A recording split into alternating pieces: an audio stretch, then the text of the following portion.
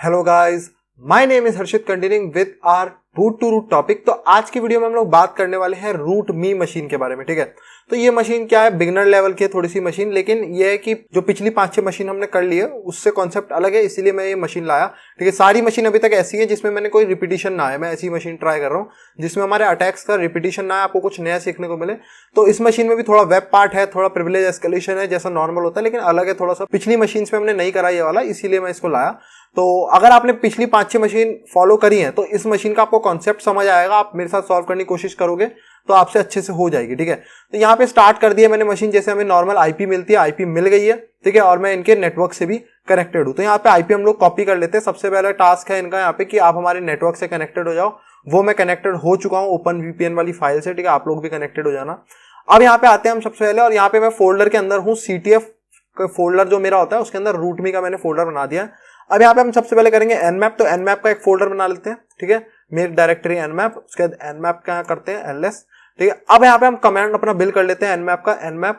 उसके बाद यहाँ पे हम देंगे कैपिटल T5 स्पीड के लिए। मैक्स स्पीड चाहिए तो कैपिटल T5। ठीक है, 1 से लेके 5 तक होती है, जो आप जितनी स्पीड आपको चाहिए। ठीक है, तो मुझे मैक्स चाहिए 5 है मैक्स, तो मैंने इसलिए यहाँ पे 5 रखा है। उसके बाद यहाँ पे हम आते हैं कैपिटल O, ताकि ऑपरेटिंग सिस्टम हमें बता दे कौन सा ऑपरेटिंग सिस्टम रन हो रहा है। उसके बाद यहाँ पे मेरे को चाहिए सर्विस वर्जन। हमेशा बहुत इंपॉर्टेंट होता है, इसको जरूर करा करो, क्योंकि जो बग या वनरेबिलिटी निकलती है ना वो वर्जन में स्पेसिफिक होती है। ठीक है, यानी कि अगर कोई बग मिल रहा है तो वो एक वर्जन के अंदर होता है, ऐसा नहीं है 1 या 2 या 3 वर्जन के अंदर होगा हाईएस्ट। उसके बाद जब अगले नेक्स्ट वर्जन रिलीज करती है कंपनी तो वो उस वाले बग को सही करके भेजती है। ठीक है, तो इसीलिए वो क्या होता है, बग जो होते हैं या वनरेबिलिटी जो होती है वो वर्जन में स्पेसिफिक होती है। तो वर्जन हमें बहुत ध्यान रखना पड़ता है कौन सा वर्जन है, तो इसको हमेशा नोट डाउन करके रखो। तो वर्जन बहुत इंपॉर्टेंट है। पोर्ट ओपन मिल रहा है तो उसका आपको सर्विस और वर्जन दोनों पता होना चाहिए। उसके बाद यहाँ पे हम आईपी देंगे नॉर्मल।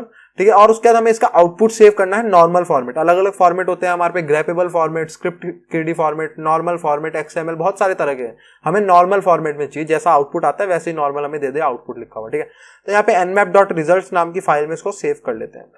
ठीक है, अब यहाँ पे जब तक ये रन हो रहा है तब तक हम अपने जो ऑटोमेटिक जो दूसरे टूल हैं, ठीक है, यहाँ पे अब मेरे को लग रहा है क्योंकि मशीन अभी तक ऑन नहीं हुई है, काफी धीरे रहता है ट्राई में का। अगर आप प्रीमियम वाला नहीं लेते वीआईपी वाला, तो यहाँ पे दोबारा से एक बार रन कर लेता हूँ। ठीक है, जब तक देखते हैं कि दोबारा यही दिखाएगा, क्या दिखाएगा। अभी भी डाउन ही दिखा रहा है मेरे ख्याल से। देखते हैं दोबारा करके कितनी देर तक कहता है। ठीक है, और मेरे ख्याल से अब हो जाएगा। अब हो रहा है। ठीक है, तो यहाँ पे हम चलते हैं, तब तक अपना ये डरबस्टर खोल लेते हैं। ठीक है, और 2 बार खुल गया है डरबस्टर, तो ये हो गया हमारा डरबस्टर। ठीक है, यहाँ पे HTTP डाल लेते हैं। अगर इसकी वेबसाइट होगी तो ये डरबस्टिंग स्टार्ट कर देगा, डायरेक्टरी बस्टिंग स्टार्ट कर देगा, और नहीं होगी तो एरर दे देगा कि वेबसाइट फाउंड नहीं हुई। तो हम सबसे पहले अपने ऑटोमेटिक टूल रन करके छोड़ देते हैं, उसके बाद हम मैनुअल एनुमरेशन करेंगे। ठीक है, तो यहाँ पे nmap का रिजल्ट भी आ गया है पीछे हमारे, तो वो भी देखते हैं। यहाँ पे बाकी सब सेट है अपने आप ही। ठीक है, यहाँ पे मीडियम वाली जो फाइल आती है डरबस्टर के साथ वो आप सेलेक्ट कर लेना। ठीक है, स्पीड अपने हिसाब से सेलेक्ट कर लेना, और यहाँ पे स्टार्ट करके छोड़ देते हैं सब। ठीक है, तब तक हम यहाँ पे रिजल्ट पढ़ लेते हैं nmap के, क्या क्या हमें इंपॉर्टेंट लग रहा है। देखो, सबसे पहला हमारा खुला है SSH को हमेशा हम लास्ट के लिए छोड़ते हैं, क्योंकि ये SSH क्यों हमें दिया जाता है जान के, ताकि हम इससे लॉग इन कर पाए। हमें इसके लिए क्रेडेंशियल्स चाहिए होते हैं। ठीक है, यूजर नेम पासवर्ड चाहिए होता है, या तो यूजर नेम भी चाहिए, कम से कम एक चीज तो चाहिए ताकि हम ब्रूट फोर्स कर पाए ढंग से, है ना। तो अभी हम पे कुछ नहीं है तो इसको लास्ट के लिए छोड़ देते हैं। कुछ नहीं मिलता तब हम लास्ट में SSH का सोचते हैं।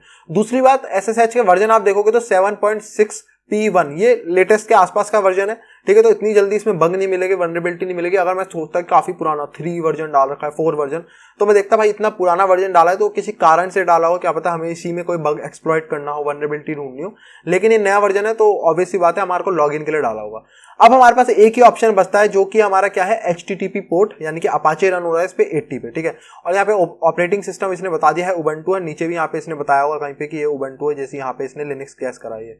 OS की गैस जो इसने करी है लिनक्स है 95%, लेकिन यहाँ ऊपर हमारे को जो वेब की एन्यूमरेशन हुई, SSH की एन्यूमरेशन हुई, उससे हमें पता चल गया ये उबंटू है स्पेसिफिक। ठीक है, अब यहाँ पे हम चलते हैं अपने वेब पे, मैनुअली एन्यूमरेट करते हैं चीजों को।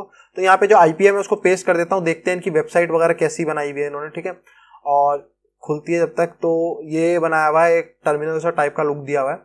तो यहाँ पे कैन यू रूट मी। ठीक है, तो सबसे पहली चीज जो बेसिक होती है, सबसे सोर्स कोड पढ़ो। इसके अंदर ऐसा हो सकता है कमेंट मिल जाए कुछ लिखा हुआ, जान के आपके लिए कुछ दिया हो, या फिर कई बार डेवलपर खुद के लिए भी लिखते हैं। मान लो एक वेबसाइट काफी सारे डेवलपर मिलकर बनाते हैं, तो आप एक दूसरे के लिए छोड़ देते हैं कि भाई मैंने एक कमेंट लिख के छोड़ दिया, अगला डेवलपर आएगा तो उसे पता चल जाएगा यहाँ से कंटिन्यू करना है, यहाँ पे मैंने छोड़ा है, यहाँ पे मेरे को कोई चीज़ यहाँ पे याद नहीं आ रही थी तो मैंने यहाँ पे छोड़ दिया कमेंट लिख के कि मैं अगली बार जब टाइप करूँगा तो यहाँ वो सही टाइप कर लूँगा। तो ऐसे करके हम कमेंट का यूज़ करते हैं, वो कमेंट हमारे काम आ सकते हैं, ठीक है। तो इसलिए यहाँ पे हम देखते हैं कि कमेंट वगैरह मिल जाए। robots.txt, ठीक है, चेक कर लेते हैं यहाँ पे, जब तक वो तो आ नहीं रहा है इसका सोर्स कोड। robots.txt देख लेते हैं, मे भी चल जाए robots.txt, ठीक है। और यहाँ पे देखते हैं अगर इसको कुछ मिला हो, अभी तक तो कुछ ऐसा मिला नहीं और एरर भी नहीं आया है। वैसे मिल रहा है इसे, देखो अगर यहाँ देखेंगे ट्री व्यू हम देखें तो ट्री व्यू के अंदर यहाँ पे 200 रिस्पॉन्स हमें मेनली देखने होते हैं। 200 का मतलब कि ये वाला जो पेज है इसको हम विजिट कर सकते हैं, ये बिल्कुल सही है, ठीक है। यहीं पे अगर जैसे यहाँ पे है 403, तो 403 का मतलब इसकी परमिशन नहीं है, हमें इस पेज को देखने की परमिशन नहीं है, ठीक है। ये हमारे लिए जो नॉर्मल यूजर है इसको नहीं देख सकता, ये परमिशन के बेस पे है, ठीक है। 500 आता है यानी कि सर्वर का कोई एरर है, ठीक है। तो ऐसे अलग अलग एरर होते हैं। 200 का मतलब ये हम इसे देख सकते हैं, बिल्कुल सही है, ठीक है। तो 200 में आप देखोगे तो अपलोड्स के अंदर अपलोड्स वाली फाइल होगी। जावास्क्रिप्ट हमारे काम की नहीं है खास। आइकन्स में हमारे को परमिशन डिनाइड है तो फायदा ही नहीं है, परमिशन नहीं मिलेगी। CSS भी हमारे काम की नहीं है। पैनल अलग है, पैनल क्या कर रही है, मतलब पैनल का तो कोई मतलब ही नहीं है ना, ऐसा कोई कोडिंग से रिलेटेड भी नहीं है पैनल। तो पैनल हमारी देखने वाली है, पैनल को हम देखते हैं।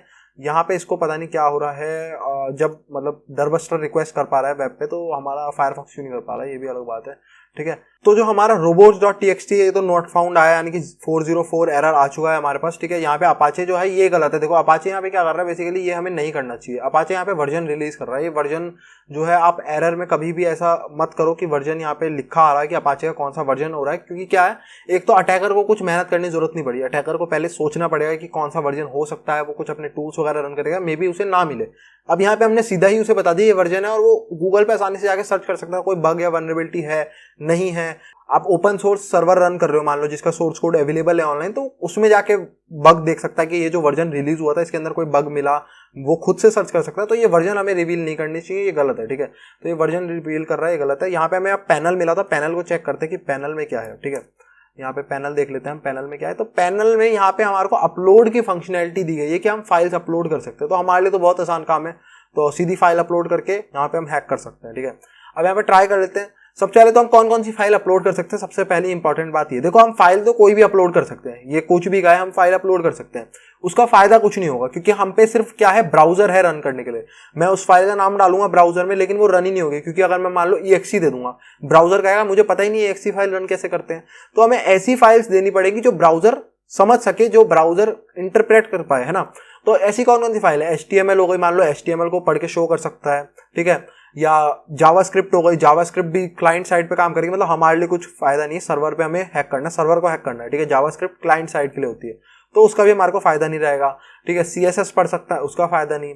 अब यहाँ पे अपाचे जो है, अपाचे क्या है, वो PHP पे रन करता है, ठीक है, PHP के बेस पे है पूरा, तो वो PHP की फाइल्स को भी रन कर सकता है। और यहाँ पे हमारा फायदा क्या है, PHP के रिवर्स शेल बनते हैं, चाहे आप MSF Venom से बना लो वरना गूगल से डाउनलोड कर लो, दोनों जगह से हो जाता है, तो कोई दिक्कत नहीं आने वाली। तो यहाँ पे ट्राई करते हैं कि इमेज को भी अपलोड कर रहा है, ठीक है। जैसे मान लो मैं अपनी कोई पिक्चर अपलोड करने का ट्राई करता हूँ कि अगर क्या पता मेरी भी पिक्चर, तो यहाँ पे सक्सेस हो लिखा, ये फ्रेंच में लिखा है शायद, जहां तक मुझे लग रहा है फ्रेंच लैंग्वेज है, ठीक है, फ्रेंच में लिखा हुआ है।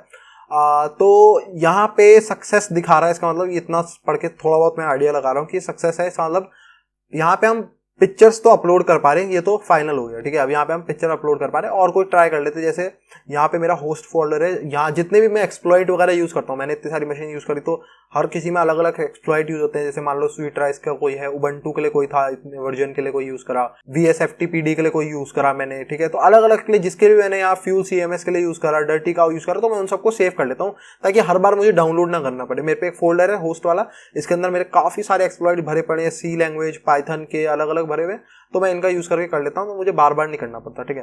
तो जैसे PHP का रिवर्स शेल है, मान लो मैं PHP अभी ट्राई कर रहा हूँ, मैं आप लोगों को बताता हूँ PHP का रिवर्स शेल कैसे मिलेगा। यहाँ मैं सिर्फ ट्राई कर रहा हूँ कि क्या ये PHP को भी अपलोड कर ले, क्योंकि हमारे लिए वही सबसे काम किया, तो PHP सबसे मेन है। तो जैसे reverse.php मेरे में पड़ी है पहले से, ठीक है। तो ट्राई करते हैं कि क्या ये PHP फाइल को भी अपलोड कर रहा है, ठीक है। क्योंकि ऐसा हो सकता है कि देखो जैसे यहाँ पे एक्सटेंशंस ब्लॉक होते हैं, काफी सारे एक्सटेंशन ना ब्लॉक करते हैं, जब आप बहुत सारी जगह पे देखते होगे। अब यहाँ पे क्या सीन रहता है, बेसिकली जैसे आप किसी फॉर्म भरने जाते हैं ऑनलाइन, अपने कॉलेज का फॉर्म भर रहे, स्कूल का फॉर्म भर रहे, तो वो लोग कहते हैं फोटो अपलोड करो, ठीक है। अब वहां पे क्या होता है, उन्होंने JPG या एक्सटेंशन वहां पे करे होते हैं कि हम सिर्फ यही वाले एक्सटेंशन अलाउ करेंगे, ठीक है। ये करना बहुत जरूरी होता है। जहां पे उन्होंने गलती कर दी कि हम एक एक्स्ट्रा एक्सटेंशन, जैसे कोई XML हो गया, PHP हो गया, तो लोग इनका फायदा उठा के अटैक कर सकते हैं आपके कंप्यूटर पर, ठीक है। तो ये हमें चेक करना होता है, इसे कहते हैं अपलोड बाईपास, यानी कि जो अपलोड कर पा रहे हैं अपलोड की फंक्शनैलिटी थी जो लिमिटेड थी कि यही करना है आपको, फोटो अपलोड करनी है, उसको बाईपास करके अपने काम के लिए, मलिशियस काम के लिए हम उसे यूज कर पा रहे हैं, ठीक है। अब यहाँ पे जब हम PHP नहीं कर पा रहे हैं तो ये तो बहुत मुश्किल की बात हो जाएगी, है ना, कि हम जब PHP का कर ही नहीं पा रहे तो कैसे होगा। तो करना तो हमें PHP का ये पक्का है, तो अब हमें अपलोड बाईपास करना पड़ेगा, यानी कि हमें करनी PHP के, लेकिन इसे बेवकूफ बनाना पड़ेगा इसकी फंक्शनैलिटी को। तो उसके लिए ट्राई करते हैं। सबसे पहले हम PHP की फाइल डाउनलोड करते हैं, कोई रिवर्स शेल। तो यहाँ पे मैं सीधा सीधा लिखूंगा PHP रिवर्स शेल, गूगल का यूज करो, ठीक है, reverse shell, PHP reverse shell ये आ गया। तो PHP रिवर्स शेल आपको अलग अलग मिल जाएंगे। बेस्ट जो मुझे लगता है पेनटेस्टर मंकी का बहुत अच्छा है, ठीक है, पेनटेस्टर मंकी का डाउनलोड कर लेना, ये रहा PHP लैंग्वेज का आपको मिल जाएगा, ठीक है। तो ये है, आपको इसको क्या करना है, इसको डाउनलोड कर लो। यहाँ पे आपको क्या करना है, इनके गिटहब पे जाओगे तो यहाँ रॉ का ऑप्शन आता है। रॉ का जो ऑप्शन है इसका मतलब ये एक जैसे नॉर्मल नोटपैड पे लिखा होता है वैसे ऑप्शन आ जाएगा। आपको इस लिंक को लेना है, ये लिंक को कॉपी करो जो ऊपर लिंक है और wget कर दो इस लिंक को, ठीक है, wget, और यहाँ पे पेस्ट करोगे तो देखोगे आप यहाँ PHP एक्सटेंशन आ रहा है, तो PHP की फाइल डाउनलोड होगी है, ठीक है। और यही PHP की फाइल हमारे काम आएगी रिवर्स शेल की तरह, ठीक है। जब आप डाउनलोड कर लोगे तो उसके लिए याद रखना आपको क्या काम करना है, यहाँ पे उसको एडिट कर देना, ठीक है। जहां पे भी आपकी वो रखी होगी, आपने सेव करी होगी, उसमें यहाँ पे आपको अपनी पोर्ट नंबर याद रखना है, या कौन सा आप पोर्ट नंबर यूज कर रहे हो, ठीक है, और कौन सी आईपी आपको कौन सी यूज करनी है, जो ट्राई हैकमी की आपकी आईपी है। जैसे यहाँ IF कॉन्फिग करोगे, IF कॉन्फिग, ठीक है, तो यहाँ पे आपकी कौन सी आईपी है, टन 0 वाली, ठीक है, ये टन 0 वाली, ये वाली आईपी आपको रखनी है यहाँ पे, क्योंकि रिवर्स कनेक्शन किस पे आएगा, ये आईपी तो आपको देनी पड़ेगी ना, तो रिवर्स कनेक्शन जिस पे आएगा ये आईपी आपको चेंज करनी है, ठीक है। इसकी जगह आपको अपनी आईपी डालनी है, और पोर्ट याद रखना, क्योंकि हम लिसन भी करेंगे, वो हमसे कनेक्शन बनाने की कोशिश करेगा, तो हम भी तो वेटिंग पे होने चाहिए ना, लिसनिंग मोड पे, कि कनेक्शन बनाएगा तो हम भी यहाँ से कनेक्ट हो जाएंगे उससे। तो हमें पोर्ट नंबर पता होना चाहिए किस पोर्ट पे रिक्वेस्ट मारेगा, तो ये याद रखना है हमें दोनों चीजें, ठीक है। अब ये हमें पता चल गया, दोनों हमने सेट्स कर दिए, सब कुछ सेट है ना। तो बस अब हमें इसे अपलोड करना है। अब अपलोड करने के लिए हम क्या कर सकते हैं, यहाँ पे क्या सीन रहता है, जब PHP की बात हो रही है ना, तो PHP में क्या है, सिर्फ PHP नहीं लिखते, PHP के अलग अलग एक्सटेंशन होते हैं, जैसे PHP 3, PHP 4, ये PHP के अलग अलग वर्जन है। तो PHP ने क्या करा, अपने एक्सटेंशन को चेंज कर देता है। जैसे PHP का वर्जन 5 आया तो उसने क्या रख दिया, PHP 5, PHP का वर्जन 4 आया तो उसने क्या रख दिया, PHP 4 एक्सटेंशन। तो ये हमारे काम की चीज है। इसने क्या कर रखा होगा, PHP वाले को अलाउ नहीं करना, ठीक है, PHP को अलाउ नहीं करना, लेकिन इसने ये तो नहीं बताया कि PHP 4 को अलाउ नहीं करना, है ना, PHP 5 को अलाउ नहीं करना, ये नहीं लिखा हुआ। तो ऐसे में हमें क्या करना चाहिए यहाँ पे, अब देखो हम अपलोड बाईपास कर रहे हैं, तो उसने क्या करा हुआ है, ब्लैक लिस्टिंग करी है। कि ब्लैक लिस्टिंग क्या होती है, कि हमने कुछ एक्सटेंशन लिख दी, जैसे HTML, PHP, जावास्क्रिप्ट, इन फाइल्स को अपलोड नहीं होने देना, लेकिन दुनिया भर के और एक्सटेंशंस है। तो आपको क्या करना चाहिए, व्हाइट लिस्टिंग करनी चाहिए। व्हाइट लिस्टिंग का मतलब आपको बताना चाहिए कि यही वाले अपलोड हो सकते हैं, ये नहीं बताना चाहिए कि ये वाले नहीं अपलोड हो सकते, आपको बताना चाहिए यही वाले अपलोड हो सकते हैं। JPG अलाउ कर दो, PNG, उसके अलावा कोई भी हो सब मना कर दो। आपने बल्कि क्या करा हुआ है कि भाई ये PHP आएगा, HTML आएगा, इनको मना कर दो, बाकी दुनिया भर के कोई भी सबको अपलोड कर दो, ऐसा नहीं करना हमें, ठीक है। तो यहाँ पे ये दिक्कत करी इन्होंने, ये गलती करी। तो आपको क्या करना है, यहाँ पे व्हाइट लिस्टिंग करनी है, ब्लैक लिस्टिंग नहीं है। टेक्निकल टर्म्स इनको समझने की कोशिश करो, ठीक है। अब यहाँ पे आते हैं, तो अब हम क्या करेंगे, जो अपना रिवर्स शेल है उसका नाम यहाँ पे reverse.php से reverse.php 5 कर देते हैं, ठीक है। 3 कर दो, 4 कर दो, ट्राई करो कौन सा काम करेगा। मैं 5 कर रहा हूँ अभी के लिए, सबसे पहले 5 काम नहीं करेगा, मैं 4 ट्राई करूंगा, 3 ट्राई करूंगा, उसके बाद अगर ये भी ट्राई नहीं करेगा तो और चीजें ट्राई करेंगे हम, ठीक है। तो यहाँ पे हम करते हैं मूव, ठीक है, और यहाँ पे CP कर लेते हैं, कॉपी। सबसे पहले यहाँ पे मैं एक डायरेक्टरी बनाता हूँ वेब की, ठीक है, mkdir वेब, यहाँ पे वेब की डायरेक्टरी CD वेब, ठीक है। और यहाँ पे अब मैं क्या करूंगा, होस्ट जो फाइल है, होस्ट के अंदर reverse.php, उसको यहाँ पे मैं कॉपी करूंगा reverse.php 5 नाम से, यहाँ पे मैं कॉपी कर लूंगा, ls करूंगा तो यहाँ पे reverse.php 5 नाम से फाइल आ चुकी है, ठीक है। अब हमें इसे अपलोड करना है। तो अब यहाँ पे हम ट्राई करते हैं सबसे पहले PHP 5 वाली जो हमने फाइल है उसको ब्राउज करके अपलोड करने का, ठीक है। तो वो जहाँ पे भी होगी, जैसे ये मेरा CTF का फोल्डर है, इसके अंदर काफी सारे फोल्डर है, ढूंढना पड़ेगा। इसका नाम था रूट मी, है ना, रूट मी, देखते हैं कहाँ पे है रूट मी, मिल जाना चाहिए रहा रूट मी, ठीक है। वेब के अंदर चलते हैं और यहाँ पे जो हमारी ये रिवर्स डॉट, ये इसका एक्सटेंशन देख लो क्या है, PHP नहीं है इसका एक्सटेंशन, PHP 5 है। खास अंतर नहीं है, जब वर्जन चेंज होते हैं तो हाँ कुछ चीजें ऐड करी जाती हैं उनके अंदर, ठीक है। मान लो कुछ मॉड्यूल्स ऐड कर दिए गए, कुछ चीजें ऐड कर दी, जैसे ऑब्जेक्ट ओरिएंटेड प्रोग्रामिंग के कुछ कॉन्सेप्ट ऐड कर दिए, ऐसे कुछ ऐड करा जाता है। लेकिन मतलब इतना खास अंतर नहीं पड़ेगा अगर आप एक्सटेंशन चेंज कर दोगे। कुछ कुछ चीज़ें जैसे जो ऐड हुई हैं अगर वही आप चेंज कर दोगे तो फिर दिक्कत करता है, बाकी सब चीज़ें नहीं। ठीक है, तो एक्सटेंशन चेंज कर दो PHP से PHP 3, PHP 4, PHP 5, जो ये अलाउ कर दे वो हमारे लिए बेनिफिशियल है। तो यहाँ पे आपको दिखेगा ये सक्सेस हो चुका है, PHP 5 हमारे लिए काम कर गया। PHP नहीं करा, इसने क्या करा होगा, इसने यहाँ गलती क्या करी, इसने कह दिया कि PHP को अलाउ मत करो, PHP 5 है, PHP 4 है। तो इसलिए मैंने कहा आप सिर्फ वो वाले लिखो जो इसे अलाउ करने हैं, वो वाले आप खाली लिखो कि मेरे को JPG अलाउ करना है, मुझे PNG अलाउ करना है, मुझे फोटोज अलाउ करनी है, BMP आइकन, उसके अलावा कुछ नहीं अलाउ करना है। ठीक है, ये करना चाहिए था। इसने बस लिख दिया कि मेरे को PHP अलाउ नहीं करना, मुझे HTML अलाउ करनी है, मुझे जावास्क्रिप्ट, जो बड़े बड़े नाम थे वो कर दिए, बाकी साइड वाले भूल गए सारे। तो ये दिक्कत थी। अब यहाँ पे आपको याद होगा अपलोड्स का फोल्डर था, है ना, अपलोड्स का। तो सारे अपलोड्स कहाँ जाएंगे, बहुत कॉमन सी बात है कि जो यहाँ पे हम फाइल अपलोड कर रहे हैं वो अपलोड्स वाले फोल्डर में चले जाएंगे। तो हम वहीं पे चलते सीधा अपलोड्स वाले फोल्डर में। ठीक है, अपलोड्स वाले फोल्डर में जाते हैं। तो यहाँ पे हमारी जो मैंने इमेज करी थी हमने वो भी यहीं पे है, और जो reverse.php5 ये भी यहीं पे है। तो उससे पहले ये हम पे रिवर्स कनेक्शन बनाएगी तो हम भी लिसनिंग मोड पे होने चाहिए, है ना। तो यहाँ पे हम नेटकैट से कर लेते हैं, नेटकैट, और 4444 पोर्ट नंबर मैंने दिया था, आपने जो पोर्ट नंबर दिया था उसको याद रखना। तो यहाँ पे NVLP लिसनिंग मोड पे है, वर्बोस मोड पे, और पोर्ट देंगे P से 4444। ठीक है, यहाँ पे हम एंटर मारते तो ये लिसन कर रहा है। ठीक है, और यहाँ पे आएंगे, और यहाँ पे जिन लोगों को नहीं पता कि यहाँ पे 000 आ रहा है पोर्ट, यहाँ पे जो IP आपकी 0000 आ रही है, ये 0000 का जहाँ पे भी आप मतलब देखोगे कि 0000 IP का मतलब क्या होता है कि आपके पास काफी सारे इंटरफेस होते हैं। मान लो आप IP दे दोगे मुझे H0 वाली पे सुन खाली, अब ये कनेक्शन किस पे बनाएगा, टन 0 वाली पे, जो ट्राइहेक्मी की IP है कनेक्शन, तो उस पे बनाएगा, है ना। और हमने इसे दी थी H0 की, तो फायदा नहीं होगा। तो 00 का मतलब है कि कोई भी इंटरफेस, सारे इंटरफेस को लिसनिंग मोड पे लगा दे, सबको, और जिस भी इंटरफेस पे कनेक्शन आए उससे कनेक्ट कर दे। तो 00 का मतलब है जितने भी इंटरफेस है सारे लिसनिंग मोड पे लग गए। तो अब आप कभी भी देखो 00, इसका मतलब ये नहीं कि हमारी IP 00 है, इसका मतलब ये जितने भी इंटरफेस है उन सबकी IP लिसनिंग मोड पे लग चुकी है। ठीक है, एक की जगह, जब हमें बहुत सारे इंटरफेस है, मुझे सारे काम पे लगाने हैं, तो मैं 0000 दे देता हूँ उसकी जगह। ठीक है, तो ये 00 इसलिए होता है, जिन लोगों को नहीं पता उनको बता रहा हूँ, कॉन्सेप्ट क्लियर होने चाहिए सबके, है ना। यहाँ पे अब हम इस पे क्लिक करेंगे तो अब क्या होगा, ये इसे एक यूजर की फाइल की तरह समझ के रन कर देगा। ये देखेगा PHP की फाइल है, इसे तो मैं रन कर सकता हूँ, अपाचे देखेगा और वो इसे रन कर देगा। ठीक है, यही अगर JPG की फाइल होती मान लो, तो JPG की फाइल को वो रन नहीं करता, क्योंकि उसे समझ ही नहीं आता कि मैं इमेज की फाइल के साथ करूँ क्या। वो ज्यादा से ज्यादा डिस्प्ले कर देता हमें कि ये फोटो है, उससे हमारा कोई फायदा नहीं। PHP के फाइल को वो एग्जीक्यूट करेगा, जो उसके अंदर कमांड्स लिखे होंगे, जो कोड ही लिखा होगा उसके अंदर, वो उसे एक एक करके पूरा रन कर देगा, जो कि हमें चाहिए। हाँ, वो रिवर्स शेल हमारे को भेज देगा, मतलब रन करके। यही हमारा काम था, है ना। तो अब यहाँ पे हम वेट करते हैं कि रिवर्स शेल कितनी देर में आता है, क्योंकि ये मशीन थोड़ी सी स्लो है। इसका वेब पार्ट मुझे स्लो लग रहा है, पता नहीं क्यों, काफी स्लो चल रहा है इसका वेब पार्ट। जब मैंने पहले करा था तो काफी अच्छा चला था, यहाँ पे काफी स्लो चल रहा है इसका वेब पार्ट वीडियो बनाते हुए। तो यहाँ पे हमारे पास, तो आप देखोगे तो आपका जो लिसनिंग पे था हमारा जो कमांड प्रॉम्प्ट, ये हमारे को मिल चुका है, हमारा यहाँ पे शेल आ चुका है हमारे पास। ठीक है, अब यहाँ पे हमारे पास शेल आ चुका है, तो सबसे पहली चीज, वैसे तो यहाँ पे दिख ही रहा है, मैं सबसे पहले जो कमांड रन करता हूँ वो यही होता है जो यहाँ पे आपको दिख रहा है। आईडी, हमारी आईडी कौन सी है, हम यूजर कौन से है, ये सबसे इंपॉर्टेंट चीज है ना।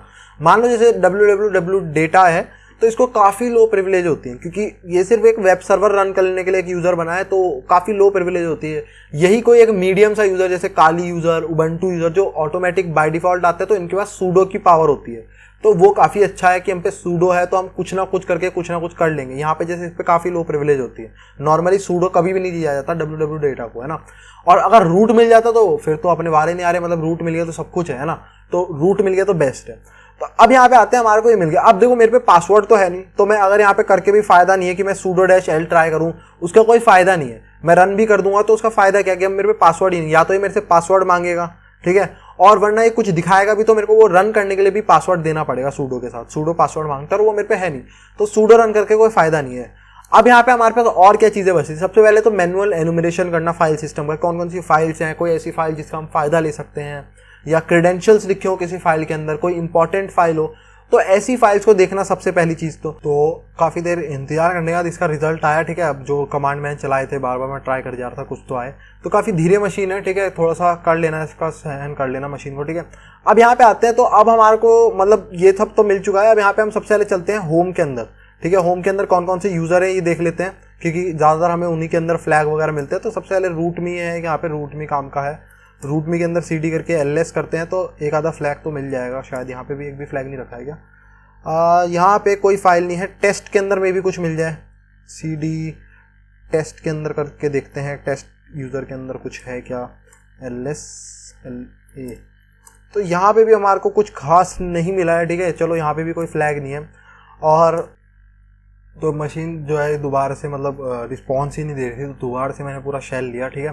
तो यहाँ पे हम आते देखते हैं कि हमने मतलब अभी तक होम डायरेक्टरी वगैरह पूरी जैसे सर्च कर ली है, तो एक बार वहाँ पे सर्च कर लेते हैं। यहाँ पे सारी जितनी वेबसाइट की अपाचे की जितनी फाइल्स होती है ये सारी कहाँ रखी रहती है, वार के अंदर, www के अंदर। तो एक बार यहाँ पे चेक कर लेते हैं। यहाँ पे मेरे ख्याल से 4 बार W लिख दिया मैंने, ठीक है। तो यहाँ पे वार के अंदर www, ठीक है। यहाँ पे आके देखते हैं यहाँ पे कोई फाइल, तो यहाँ पे हमें user.txt यहाँ पे आखिरकार मिली है, ठीक है, user.txt। तो इसे कैट कर देते हैं। यहाँ पे हमारे को एक तो मिल गया है यहाँ पे फ्लैग। अब हमारे को प्रिविलेज एस्केलेशन करना है। हमने फाइल सिस्टम देख ली, सूडो से हमारा कोई फायदा नहीं हुआ क्योंकि हम पे पासवर्ड नहीं है, ठीक है। तो अब हम क्या कर सकते हैं, तो यहाँ पे उसके बाद जो सबसे मोस्ट फ्रीक्वेंट ऑप्शन आता है हमारे में, जो सबसे ज़्यादा यूज होता है वो है SUID बिट। SUID बिट बहुत कॉमन है प्रिविलेज एस्केलेशन में। तो SUID बिट के लिए हम सर्च करते हैं, मैं आपको कमांड्स बताता हूँ कैसे करना है। देखो, सबसे पहले हम यूज़ करते हैं फाइंड किसी भी फाइल को यूज़ करने के लिए। उसके बाद यहाँ पे हम दे रहे हैं कहाँ से आपको सर्च करनी है। मान लो आपको रूट फोल्डर के अंदर सर्च करनी है तो आप ये दोगे, ठीक है। या फिर आपको होम के अंदर रूट मी एक फोल्डर था, जैसे रूट मी के अंदर सर्च करनी है, तो जहाँ पे भी आपको सर्च करनी है। तो मैंने इसे क्या दिया, ये वाला रूट जो होता है ना सबसे ऊपर का, है ना, सबसे पहला जो पास होता है, वहां से लेकर सारे सर्च कर, जितने भी हैं इसके अंदर, जितने भी फोल्डर, सबके अंदर ऐसी फाइल सर्च कर जिसकी परमिशन क्या हो। परमिशन हमें कौन सी चाहिए, जिसके पास SUID बिट सेट हो। तो SUID बिट की जो परमिशन होती है न्यूमेरिक फॉर्म में, जैसे हम करते हैं 777, तो SUID बिट की जो परमिशन होती है न्यूमेरिक फॉर्म में, उसे हम बोलते हैं 4000। तो हम ऐसी फाइल्स ढूंढ रहे हैं जिसकी परमिशन हो 4000, यानी कि SUID बिट सेट हो, ठीक है। जैसे ये SUID है, इसे ग्रुप के लिए भी होता है, ये यूजर पे सेट होती है। S बिट जो होती है यूजर पे सेट होती है, इसे ग्रुप के लिए भी आती है, SGID जिसे हम कहते हैं, ठीक है। SGID की परमिशन होती है 2000, ठीक है। और अगर आपको दोनों ऐसी फाइल ढूंढनी है जिसमें SUID भी सेट हो, SGID भी सेट हो, तो आपने प्लस कर देना दोनों को, 4000 प्लस 2000, तो ऐसी फाइल्स मिल जाएगी, ठीक है। तो ये इनकी परमिशन होती है, तो आपको याद करना पड़ेगा नंबर, है ना। तो ये 4000 थी। उसके बाद सब इसे देंगे हम टाइप। हमें टाइप क्या चाहिए, डायरेक्टरी यानी फोल्डर चाहिए या फिर फाइल चाहिए, तो हमें टाइप चाहिए फाइल। कोई भी ऐसी फाइल ढूंढ जिसकी परमिशन 4000 पे SUID बिट सेट हो, हमें ऐसी फाइल्स ढूंढ के दे। और उसके बाद यहाँ पे हम इसे देंगे जो भी एरर आ रहा है, जैसे परमिशन डिनाइड की ये वाली फाइल में नहीं पढ़ सकता, इसको रूट यूजर चाहिए, इस टाइप के जो भी एरर है उसको डेव के अंदर, नल के अंदर डाल दे। डेव नल के अंदर मतलब क्या होता है, ये एक तरह से ट्रैश समझो, रिसाइकल बिन है, रिसाइकल बिन के अंदर डाल दे। जो भी एरर आ रहा है उसको रिसाइकल बिन के अंदर डाल दे, ठीक है। तो एक बार इस कमांड को दोबारा रिवाइज करा देता हूँ, ये काम आएगा काफी, इसको याद रखना है SUID बिट बाइनरी को ढूंढने के लिए। फाइंड कमांड नॉर्मल, उसके कहाँ पे आपको लोकेशन कहाँ से स्टार्ट करना है ढूंढना, तो हमने सबसे पहला पाथ यहाँ से जितने भी इसके अंदर फोल्डर्स हैं, फाइल, सबके अंदर ढूंढते चले जाओ, ठीक है। जिसकी भी परमिशन 4000 है, 4000 यानी कि SUID बिट जिस पे भी सेट हो, जिस फाइल के अंदर, यहाँ पे हमने टाइप दिया है फाइल, जिस भी फाइल के अंदर 4000 यानी SUID बिट सेट हो वो हमें दिखाओ। और अगर कोई एरर आ रहा है, परमिशन डिनाइड टाइप का कोई एरर भी है, तो उसको कहाँ, रिसाइकल बिन के अंदर डाल दे, डेव नल के अंदर डाल दे। ये हमने काम करा है इतना से, ठीक है। अब यहाँ पे हम इसको एंटर मारते हैं। इसको थोड़ा सा टाइम लगेगा ढूंढने में, मशीन वैसे ही अपने आप में स्लो है, थोड़ा सा टाइम लगेगा, लेकिन जब आ जाएगी तो फिर मैं बताता हूँ क्या करना है, मतलब उसके बाद आपको। तो हमारा जो रिजल्ट है उसका, वो रिजल्ट तो आ चुका है हमारे पास, है ना। तो ये जो रिजल्ट है इसका, यहाँ पे रिजल्ट देख लेते हैं कि हमारे को कोई ऐसी चीज जिससे हम प्रिविलेज एस्केलेशन कर पाए। कोई ऐसी चीज ढूंढो जिसमें बहुत सारे ऑप्शन हमारे पे हो, कि मतलब इसमें SUID बिट क्या है, मैं दोबारा आप लोगों को समझाता हूँ जिनको क्लियर नहीं है SUID बिट क्या है। यानी कि SUID बिट का मतलब क्या है, जो यूजर है, जिस यूजर ने उस फाइल को बनाया है, जिस यूजर ने उस फाइल को बनाया है, हम उसकी परमिशन से उसे चला पाएंगे, ठीक है। अगर रूट ने कोई फाइल को चलाया है, हम रूट यूजर नहीं है, लेकिन अगर रूट यूजर ने उस फाइल को बनाया है और उस पर SUID बिट सेट कर दी, तो अगर मैं भी उस फाइल को चलाऊंगा रूट यूजर की तरह ही चलेगी। ये पक्का है कि वो फाइल चलेगी तो अब रूट यूजर जो उसका ओनर है उसकी परमिशन से ही चलेगी, अगर उस पर SUID बिट सेट है। तो आप यहाँ देखते हुए जाओगे तो यहाँ पे आपको एक काफी इजी सा ऑप्शन मिलने वाला है, पाइथन। पाइथन से हम कितने बहुत सारे तरीके हैं जिससे हम यहाँ पे प्रिविलेज एस्केलेशन कर सकते हैं, ठीक है। तो इसके लिए मैंने आप लोगों को पहले भी एक बेस्ट रिसोर्स बताया था, GTFO बिन्स, ठीक है। तो आप लोगों को क्या सर्च करना है गूगल पे, GTFO बिन्स। इसके अंदर क्या है, प्रिविलेज एस्केलेशन के बहुत सारे तरीके हैं, GTFO बिन्स, ठीक है। गिटहब पे होस्ट कर रखा है GTFO बिन्स, आप लोगों को मिल जाएगा। तो यहाँ पे देखो कितने सारे, आपको फाइल अपलोड करनी है, फाइल डाउनलोड SUID बिट से करना है, शेल कमांड, रिवर्स शेल चाहिए कोई, तो हमें SUID बिट, है ना, SUID बिट से देखते हैं SUID बिट में कौन सी बाइनरी, देखो कितने सारे यहाँ पे आप तरीके से कर सकते हो। तो हमारे को चाहिए पाइथन के लिए, तो यहाँ पे ये रहा पाइथन। पाइथन में आपको SUID बिट पे क्लिक कर देना है, तो ये तरीका बता देगा कैसे करना है। तो बस आपको क्या करना है, ये कमांड को कॉपी करके वहां पे रन कर देना है और आपको रूट यूजर मिल जाएगा। यहाँ पे मैं समझा देता हूँ ये कर क्या रहा है, ठीक है। तो ये पाइथन को रन कर रहा है नॉर्मली, लेकिन पाइथन रन किसकी तरह होगा, उस पर SUID बिट सेट है, यानी कि वो रूट यूजर की तरह रन होगा, क्योंकि रूट यूजर उसका ओनर है, ठीक है, पाइथन का। तो यहाँ पे मैं आपको परमिशन दिखा देता हूँ, यहाँ पे LSLA यूजर बिन पाइथन, जो हम नॉर्मल पाइथन लिखते हैं वो यूजर बिन के अंदर उसकी बाइनरी सेव होती है। तो यहाँ पे LSLA देखोगे तो इसका ओनर कौन है, इसका ओनर है रूट यूजर। यहाँ SUID बिट सेट है, इसका मतलब अब कोई भी यूजर इसे चलाएगा तो उसके ओनर की परमिशन से चलेगी, और ओनर कौन है, रूट। तो अब मैं जब भी पाइथन चलाऊंगा वो चलेगी एज अ रूट। तो मैं अब इससे क्या कर सकता हूँ, मैं पाइथन से कहूंगा भाई तू जो यूजर की तरह चल रहा है मुझे उसका शेल दे दे। अभी चल किसकी तरह से रहा है, रूट की तरह से, तो ये रूट का मुझे शेल दे देगा। तो हमने पाइथन को ट्रिक करा, हमने पाइथन को बस इतना बोला तू जो भी परमिशन से चल रहा है, ठीक है, उसका मुझे शेल दे दे। और ये चल किसकी परमिशन से रहा होगा, रूट की परमिशन से, तो हमें उसका शेल दे देगा। और यहाँ पे मैं बस अब यहाँ पे आते हैं और यहाँ पे हम क्या करेंगे, यहाँ पे अब हम ये वाली लाइन को कॉपी कर लेते हैं। मैं समझा देता हूँ क्या कर रहा है। इंपोर्ट कर रहे हैं OS मॉड्यूल, और OS मॉड्यूल क्या कर रहा है, यहाँ पे ये bin sh को कॉल कर रहा है।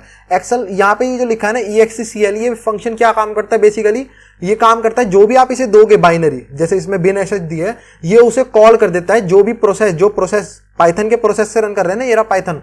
तो पाइथन जो भी प्रोसेस जिस भी आईडी से चल रहा होगा, ये रूट की आईडी से चल रहा है अभी, तो उसी आईडी से उस प्रोसेस को रन कर देगा। तो ये bin sh को कॉल कर रहा है और रूट की आईडी से उसे चलाएगा, बस ये इतना काम कर रहा है, ठीक है। तो यहाँ पे हम आते हैं और ये -p के साथ रन कर रहा है। -p का बस यही मतलब है कि जिस भी परमिशन से अभी आप चल रहे हो, जिस भी इफेक्टिव यूजर आईडी से चल रहे हो, रूट की परमिशन से चल रहे हो, तो उसी का शेल मुझे अभी दे दो, ठीक है। तो इसको बस यहाँ पे कॉपी पेस्ट मारना है आप लोगों को, ठीक है। और यहाँ पे एक काम रह गया, ये हमने गलत कर दिया कॉपी। यहाँ जो स्टार्टिंग में वो ये दिया हुआ है ना, ये वाला आपको ये स्टार्टिंग में वो डॉट और फॉरवर्ड / कॉपी नहीं करना। तो बस अब हम जैसे इसे पेस्ट करेंगे तो अब हम कौन सा यूजर बन जाएंगे, अब हम बन जाएंगे रूट यूजर। तो whoami करने पे यहाँ पे हमारे पास रूट यूजर आ चुका है, ठीक है। तो अब हम कौन सा यूजर है, रूट यूजर है, ठीक है। तो जैसे अब हम यहाँ पे रूट यूजर हो गए, बस अब हमारे को क्या करना है, CD रूट में जाके जो रूट वाली फाइल है हमारी, ls करोगे तो यहाँ पे cat root.txt, आपको इसको यहाँ पे बस ये कर लेना है ना। थोड़ा सा आपको अपलोड फंक्शनैलिटी के बारे में सीखने को मिल गया, SUID बिट के बारे में थोड़ा और पता चल गया, GTFO बिन से आपको रिसोर्स अच्छी मिल गई। तो अब यहाँ पे बस अब हम इसे फिलअप कर देते हैं थोड़ा सा, ठीक है। तो यहाँ पे हम आते हैं और अपनी जो nmap के रिजल्ट्स थे उनको कैट आउट कर लेते हैं यहाँ पे। तो cat nmap